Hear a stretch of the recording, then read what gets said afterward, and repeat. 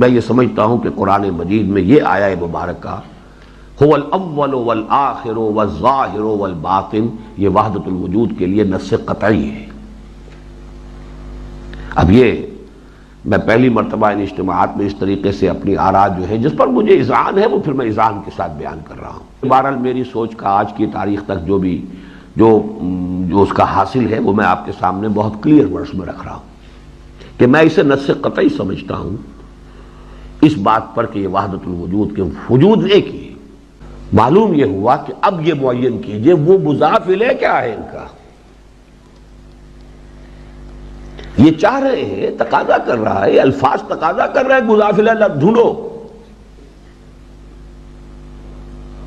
مضاف الیہ اس کا یہ سلسلہ کون و مکان، دس کریشن، یہ کائنات، اس کائنات کا اول بھی اللہ ہے، اس کا آخر بھی اللہ ہے، اس کا ظاہر بھی اللہ ہے، اس کا باطن بھی اللہ ہے۔ تو وہی وہ ہے اور ہے کیا؟ تو وہی وہ ہے اور ہے کیا؟ اولہ اللہ، آخرہ اللہ، باطنہ اللہ، ظاہرہ اللہ۔ آخر کوئی بات تھی نا، غالباً یہ تو حضرت جنید کا قول ہے، لیس فی جبتی الا اللہ، میرے جبے میں اللہ کے سوا کچھ نہیں، میرے جبے میں اللہ کے سوا کچھ نہیں، اللہ ہی اللہ ہے ہی اللہ۔ میں تو ایک نقش ہوں، نقش برآب۔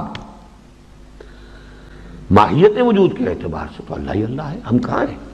ماہیت وجود کے اعتبار سے تو اللہ ہی اللہ ہے، ہم کہاں ہیں؟ یہ ہے تمثیل اس آیت کے لیے بہترین کہ یہ کائنات جو ہے در حقیقت مثال کے طور پر بس صرف یہ کہ اب اس میں ہمارا خیال وہ بس ہے اور نہیں بھی ہے، لیکن اللہ کا خیال اتنا پکا ہے کہ وہ ہے۔ اس نے یہ ٹھوس کائنات کی شکل اختیار کی ہے، اس نے یہ ٹھوس کائنات کی شکل اختیار کی ہے، اس نے یہ ٹھوس کائنات کی شکل اختیار کی ہے۔ اس کے سوا اس آیت کی کوئی اور تعبیر ممکن نہیں۔ کائنات میں جتنے کفر گزرے، یاد کیجئے گا میرے اس جملے کو، اہل حدیث کا ادنیٰ سا خادم، اہل حدیث کا ادنیٰ سا طالب علم ہوں، جتنے کفر کائنات میں گزرے ہیں وحدت الوجود کے عقیدے کے مقابلے پہ ہر کفر چھوٹا ہے، یہ کفر سب سے بڑا ہے۔ ارے یہ کفر کا عقیدہ، اس کو زمین و آسمان برداشت نہیں کر سکتے۔ تکاد السماوات يتفطرن من وتنشق الارض وتخر الجبال هدا ان دعوا للرحمن ولدا۔ کافروں نے، یہود و نصارہ نے اللہ کا صرف بیٹا بنایا تھا، ایک ہستی کو، ایک ذات کو، ایک شخصیت کو اللہ کے وجود کا حصہ مانا تھا۔ اس پر قرآن نازل ہو گیا تھا کہ آسمان ٹوٹ جائے، زمین پھٹ جائے، پہاڑ ریزہ ریزہ ہو جائے، کس جرم میں؟ ان دعوا للرحمن ولدا، ان ظالموں نے اللہ کے لیے بیٹا پکڑ لیا۔ اور جب کفر کا یہ انداز ہو کہ کائنات میں جو ہے وہ اللہ ہے، اللہ کی مختلف صورتیں ہیں، وجود حقیقی اللہ ہے، تو اس سے بڑا کفر اور کیا ہوگا کہ کائنات میں لا موجود الا اللہ، اللہ کے علاوہ کوئی چیز موجود نہیں ہے۔ شراب کے مٹکے کو کیا کہو گے؟ کتے اور خنزیر کو کیا کہو گے؟ فاحشہ عورت کو کیا کہو گے؟ زانیہ کو کیا کہو گے؟ سینما گھر کو کیا کہو گے؟ میخ خانے کو کیا کہو گے؟ گندگی کے کچرے کے ڈھیر کو کیا کہو گے؟ نعوذ باللہ ثم نعوذ باللہ۔ اور رب کے قرآن سے پوچھے، اللہ کیا اس کائنات میں صرف تیرا ہی وجود ہے؟ تیرے علاوہ کوئی اور وجود نہیں ہے؟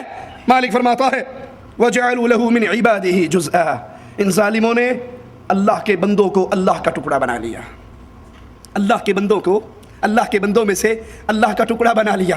بندہ اور چیز ہے، اللہ اور چیز ہے۔ ان الانسان لکفور مبین، انسان کھلم کھلا ناشکرا ہے۔ اللہ کے بندوں میں سے اللہ کا جز بنایا۔ اولا یذکر الانسان انا خلقناه من قبل ولم یک شیئا، کیا اس بندے کو اتنا بھی یاد نہیں ہے کہ ہم نے اس کو پیدا کیا اور اس کا کوئی وجود، ہم نے اس کو پیدا کیا، خالق اور شے ہے، مخلوق اور شے ہے۔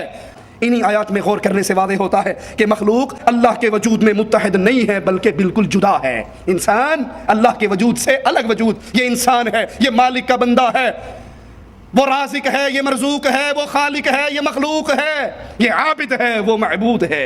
ان میں فرق ہے، اس فرق کو نہ مٹائیے، خالق اور مخلوق کے فرق کو نہ مٹائیے۔ اللہ کی قسم، جرم کے اندر یہ جرم سب سے بڑا جرم ہے۔ اور محمد کریم صلی اللہ علیہ وسلم بات بات پر اس فرق کو یاد کرایا کرتے تھے۔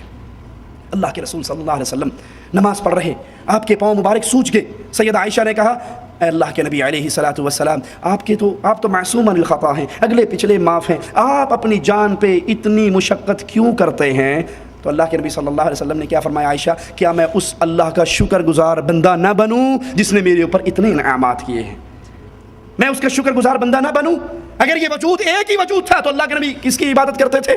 اللہ کے نبی صلی اللہ علیہ وسلم نے فرمایا مجھے ایسے نہ بڑھانا جیسے عیسائیوں نے عیسیٰ ابن مریم کو بڑھایا، انا عبد اللہ، میں اللہ کا بندہ ہوں۔ یہ اللہ کا بندہ الگ وجود ہے، اللہ کی ذات الگ وجود ہے۔ غور کیجئے وحدت الوجود کا عقیدہ نظریہ جس کو ڈاکٹر اسرار صاحب اپنائے ہوئے ہیں کتنا خراب اور خطرناک ہے کہ دین و ایمان کو جڑ سے نکال کر پھینک دیتا ہے۔ اگر ڈاکٹر صاحب کا موقف درست ہے کہ اللہ کائنات اس کا غیر نہیں، تو اللہ تعالیٰ قرآن حکیم میں کائنات کو من دون اللہ، من دونی ہی کہہ کر فرق کیوں کرتا ہے؟ قرآن حکیم میں مالک نے 71 دفعہ من دون اللہ کا ذکر کیا، اللہ کے علاوہ کچھ اور، 39 جگہ پر من دونی ہی، اللہ کے علاوہ ہی کی ضمیر کے ساتھ مالک نے کہا، 2 جگہ پر من دونک کہا، 3 جگہ پر من دونی کا ذکر ہے، اسی طرح 20 جگہ پر غیر اللہ کا ذکر ہے، 10 جگہ پر ما لکم من الہ غیرہ کا ذکر ہے۔ افسوس ہے ڈاکٹر صاحب پر کہ مفسر قرآن ہے اور اللہ کے قرآن کے اندر اتنی بار اللہ اپنے اور مخلوق کے درمیان ایک واضح فرق بیان کرتا ہے اور اس کو نہیں سمجھتے کہ وہ اس سے غیر نہیں، اور یہ کائنات نہ اللہ کا عین ہے اور نہ غیر، اور ایک ہی وجود ماننا پڑے گا۔ انا للہ و انا الیہ راجعون۔ اگر ہم اوس کا عقیدہ کفر اور شرک ہے تو وحدت الوجود کا عقیدہ اس سے پہلے کفر اور شرک ہے، کیونکہ یہ خالق اور مخلوق کے فرق کو بٹھاتا ہے۔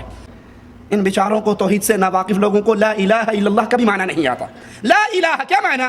لا الہ کوئی الہ نہیں۔ کائنات میں انسان ہے، کائنات میں جن ہیں، کائنات میں فرشتے ہیں، کائنات میں مخلوق ہے، لیکن لا الہ اس ساری مخلوق کا الہ الا اللہ، اللہ ہے۔ مخلوق ہے، مخلوق کا انکار نہیں لا الہ میں، الہ کا انکار ہے۔ لا الہ الا اللہ، اللہ کے علاوہ کوئی الہ نہیں۔ شیعت آپ کا ساتھ دے ڈاکٹر صاحب دے، صوفیت آپ کا ساتھ دے ان کو مبارک ہو، تبلیغیت آپ کا ساتھ دے انہیں مبارک ہو، سلفیت کا جب تک آخری بچہ اس دھرتی پہ زندہ رہے گا وہ وحدت الوجود کے عقیدے کو ایمان نہیں مان سکتا۔ ہم کیوں اس کے انکاری ہیں؟ اس لیے یہ قرآن سے ٹکراتا ہے، یہ انبیاء کی دعوت سے ٹکراتا ہے، ارے یہ اللہ کی کائنات کی تخلیق سے ٹکراتا ہے۔ ہر چیز جب اللہ ہوئی تو جنت اور جہنم کس لیے؟ جنت میں کون جائے گا، جہنم میں کون جائے گا؟ سلفیت اس سے ٹکرائے گی، وہی مطالبہ کرے گی جو امام مالک نے کیا تھا۔